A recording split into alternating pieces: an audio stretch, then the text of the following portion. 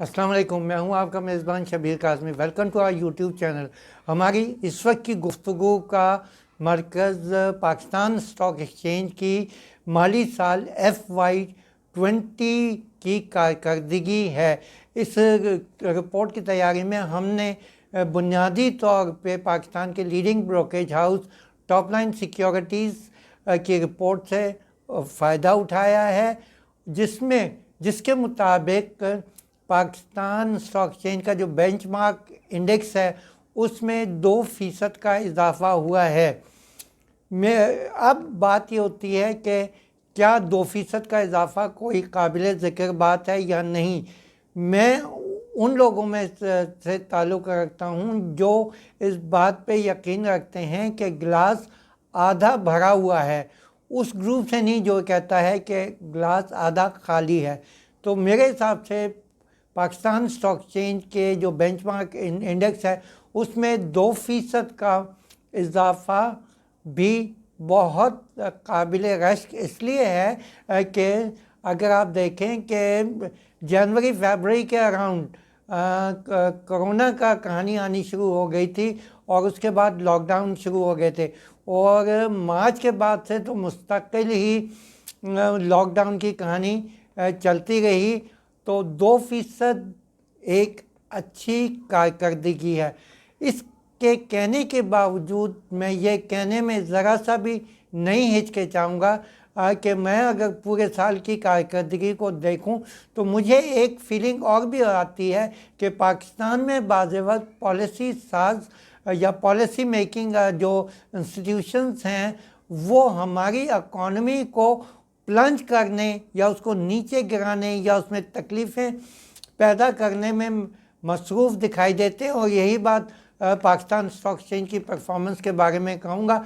देखिए, इसमें 3 चीज़ें सरी फहरिस्त हैं जो आप भी नोट करें। एक कि स्टेट बैंक ने बैंकों के ऊपर पाबंदी लगा दी कि वो ना तो कैश डिविडेंड देंगे और ना ही बोनस शेयर जारी करेंगे जिसमें कोई भी किस्म का कैश इन्वॉल्वमेंट नहीं था।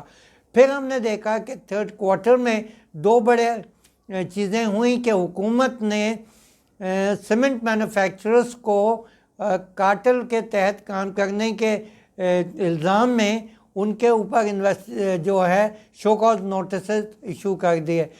तीसरी चीज़ जो हम देखते हैं वो ये है कि मुस्तकिल इंटरनेशनल मार्केट में क्रूड ऑयल की प्राइस काफ़ी वॉलेटाइल चलती गई, और अप्रैल में तो आपको याद होगा कि बहुत ही ज़्यादा वॉलेटाइल थी।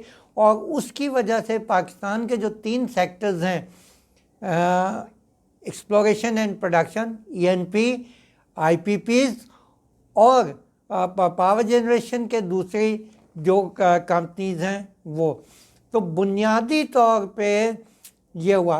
फिर उसके बाद अभी हमने देखा कि ऑयल मार्केटिंग कंपनीज के ऊपर करीबन 4 करोड़ रुपए की पेनल्टी लगाई गई।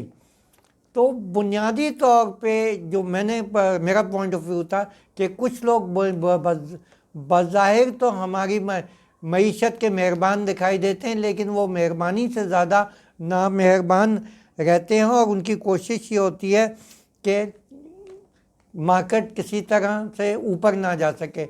अब एक और चीज़ है कि पाकिस्तान में जो सेक्टर सबसे ज़्यादा अट्रैक्टिव रहे हैं वो बैंक्स हैं, ENPs हैं। तो ENPs की कारकर्दगी तो इंटरनेशनल ऑयल की वजह से हो गई।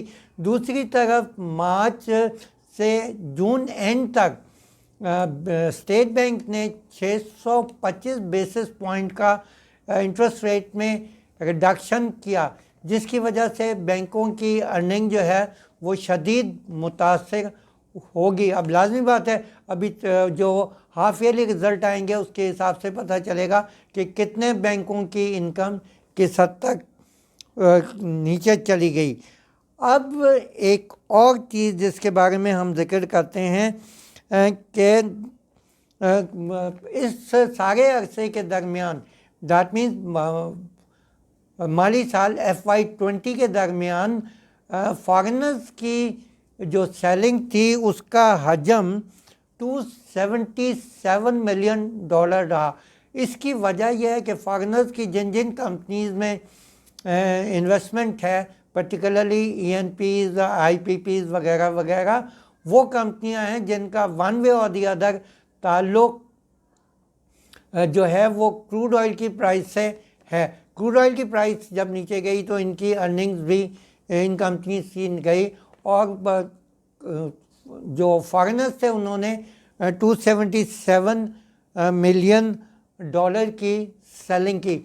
लेकिन जो खूबसूरती हमारी इंटरनल मार्केट की बैलेंसिंग की थी वो ये है कि हमने जो देखा कि जितनी भी सेलिंग आई वो एब्जॉर्ब कर ली गई।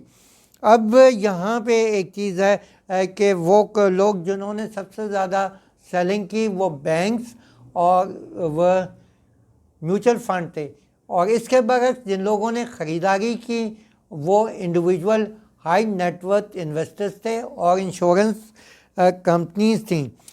अब हमें जो एक और चीज़ दिखाई देती है कि FY20 के दरमियान वॉल्यूम जो था वो कम रहा, लेकिन बहरहाल मैं वॉल्यूम से बहुत ज़्यादा इसलिए इम्प्रेस नहीं होता कि वॉल्यूम बहुत ज़्यादा होता और सेलिंग प्रेशर होता और इंडेक्स नीचे जाता तो वो ज़्यादा बुरी बात थी, बनिस्बत इसके कि सेलिंग का एवरेज डेली ट्रेडिंग वॉल्यूम जो था वो कम रहा, लेकिन इंडेक्स जो था वो बड़ी हद तक अपने लेवल को सस्टेन कर सका। देखिए अभी हाफ ईयरली रिज़ल्ट या जो भी आएंगे, पर्टिकुलरली फोर्थ क्वार्टर के जो रिज़ल्ट, वो बड़ी हद तक आने वाले दिनों में मार्केट की डायरेक्शन को डिटर्मन करेंगे। लेकिन जिस पॉइंट के ऊपर मैं इस बात को ख़त्म करता हूँ कि इस गुज़िश्ता माली साल के दौरान पाकिस्तान और IMF का जो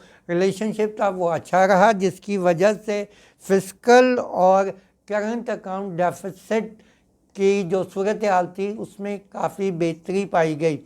इसी पॉइंट के ऊपर इजाज़त दीजिए। अल्लाह हाफ़िज़।